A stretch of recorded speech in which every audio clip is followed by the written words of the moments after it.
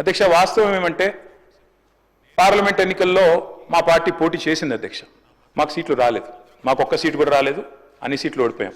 చాలామంది సంకలు గుద్దుకున్నారు, సంబరపడ్డారు. బీఆర్ఎస్కు 0-0-0 గుండు 0 అని మాట్లాడారు అధ్యక్ష. కరెక్టే అధ్యక్ష, మాకు సీట్లు రాలేదు. 8 సీట్లు కాంగ్రెస్ పార్టీకి వచ్చినాయి, 8 సీట్లు బీజేపీకి వచ్చినాయి, 1 మజ్లిస్ పార్టీ గెలిచింది. కానీ వాస్తవం ఏంది అధ్యక్ష, మాకు వచ్చింది 0నే కరెక్టే పార్లమెంట్ ఎన్నికల్లో. కానీ తెలంగాణకు వచ్చింది ఏంటి అధ్యక్ష ఈ బడ్జెట్లో, కేంద్ర బడ్జెట్లో గుండు 0.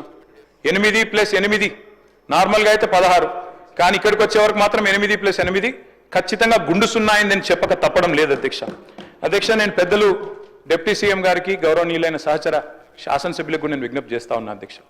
అధ్యక్ష పోరాడితే పోయేదేమీ లేదు, బానిస సంఖ్యలు తప్ప అని ఒక మహాకవి అన్నారు. అట్లాగే కొట్లాడకపోతే కేంద్రం కూడా మనకు వినదు అధ్యక్ష, మనతో మాట్లాడదు, మనం అడిగినవి కూడా చేయదు.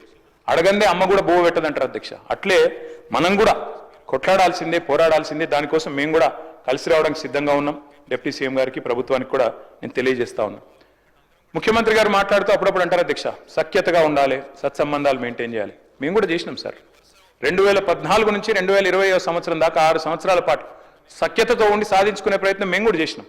ఆనాడు మేము కూడా మిషన్ భగీరథ అని ప్రారంభోత్సవం పెట్టి బ్రహ్మాండమైన కార్యక్రమం చేసి పెద్దలు ప్రధానమంత్రి గారిని ఆహ్వానించి వారి చేతుల మీదుగానే ముఖ్యమంత్రి గారి నియోజకవర్గం గజ్వేల్లో మీటింగ్ పెట్టి బహిరంగ సభ పెట్టి మరీ ఆహ్వానించి సఖ్యతతో సత్సంబంధాలు మెయింటైన్ చేస్తూనే 6 సంవత్సరాల పాటు పిలిచి ఆహ్వానించాం అధ్యక్ష. కానీ ఏమైంది అధ్యక్ష, ఏం జరిగింది, ఏం ఒరిగింది తెలంగాణ కేంద్రం నుంచి? దేశానికే దారి చూపెట్టి ఎన్నో పథకాలు ప్రవేశపెట్టినా కేంద్రం మాత్రం చిల్లి గవ్వ కూడా మనకు విధించలేదు. ఇంతకుముందు ముఖ్యమంత్రి గారు చెప్పారు పన్నుల రూపంలో రూపాయి ఇక్కడి నుంచి పోతుంటే మనకు తిరిగి 42 పైసలే వస్తున్నదని. అది వాస్తవం అధ్యక్ష, రావడం లేదు. మనం ఇస్తున్నది ఎక్కువ, వారు తిరిగి ఇస్తున్నది తక్కువ. కాపీ కొట్టింది అధ్యక్ష మన పథకాలు ఎన్నో. ఒక ప్రోగ్రెసివ్ స్టేట్గా తెలంగాణ పెట్టిన పథకాలు, రైతు బంధు అనే పథకం దేశంలో ఎక్కడ పెట్టలేదు అధ్యక్ష ఎవరు 75 ఏళ్లలో. మరి ఆనాడు కేసీఆర్ గారి నాయకత్వంలో తెలంగాణ ప్రభుత్వంలో మనం రైతు బంధు ప్రవేశపెట్టిన తర్వాత 2 ఏళ్ల తర్వాత దాన్ని కాపీ కొట్టి కేంద్రంలో PM కిసాన్ అనే ప్రోగ్రాం పెట్టారు. మిషన్ కాకతీయ ఆనాడు టీఆర్ఎస్ ప్రభుత్వం తీసుకొస్తే దాన్ని కాపీ కొట్టి అమృత్ సరోవర్ అనే పథకం తీసుకొచ్చారు.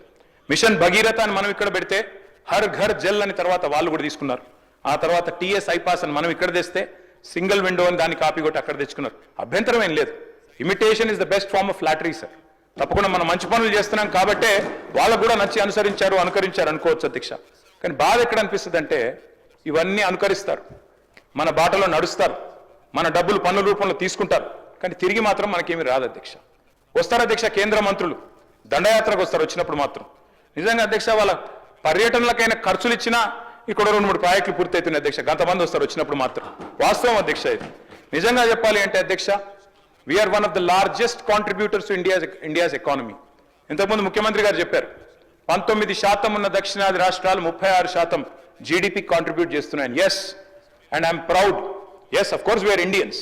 ముందుగా భారతీయులు, భారత జాతి నిర్మాణంలో పాలు పంచుకుంటున్న వాళ్ళు, భారతదేశాన్ని సాదుతున్న రాష్ట్రాల్లో ఇవాళ టాప్ 5లో తెలంగాణ ఉండడం మనందరికీ గర్వకారణం అనే మాట నేను విజ్ఞప్తి చేస్తా ఉన్నా అధ్యక్ష. మన జనాభా ఎంత అధ్యక్ష భారతదేశంలో? హార్డ్లీ 2.8%. కానీ మన కాంట్రిబ్యూషన్ ఏంది అధ్యక్ష? 5.1% టు GDP ఆఫ్ ఇండియా. మనందరికీ గర్వకారణం అధ్యక్ష. వీఆర్ ఎ బాక్సర్. 50 కిలోల బాక్సర్ 100 కిలోల కాంట్రిబ్యూషన్ ఇచ్చినట్టు అధ్యక్ష. We're punching double our weight. That is Telangana today. That is how I'm a proud Indian, I'm a proud Telangana అధ్యక్ష. అధ్యక్ష నేను మిత్రుల ప్రసంగాలు నేను ఈ సమావేశంలో ఈ సెషన్స్లో నేను మాట్లాడలేదు అధ్యక్ష, మొదటిసారి మాట్లాడుతున్నాను. వింటా ఉన్నా అధ్యక్ష మన వాళ్ళందరి ప్రసంగాలు. మన వాళ్ళందరూ ట్రైనింగ్ ఇచ్చినట్టున్నారు అధ్యక్ష. గత ప్రభుత్వం సార్ నేనేమంటా సార్, పురావస్తు పరిశోధక శాఖ అని ఒకటి ఉంటుంది సార్, ఆర్కియలాజికల్ సర్వే అని. అట్లాగే మన వాళ్ళు కూడా ఏదైనా స్టేట్ ఆర్కియలాజికల్ సొసైటీ ఏమైనా పెట్టిన అవుతూనే ఉన్నారు.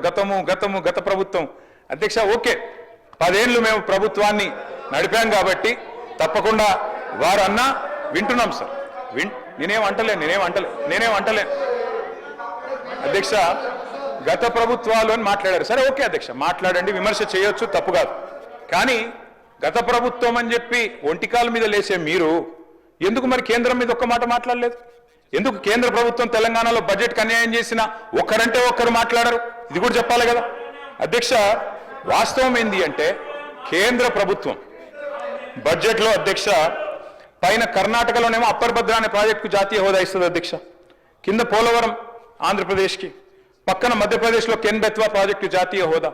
అధ్యక్ష, వాళ్ళందరికీ ఇచ్చినందుకు మనకేమి ఈర్ష లేదు, అసూయ లేదు, బాధ లేదు, కోపం లేదు. కానీ తెలంగాణకు కూడా ఇవ్వాలి కదా.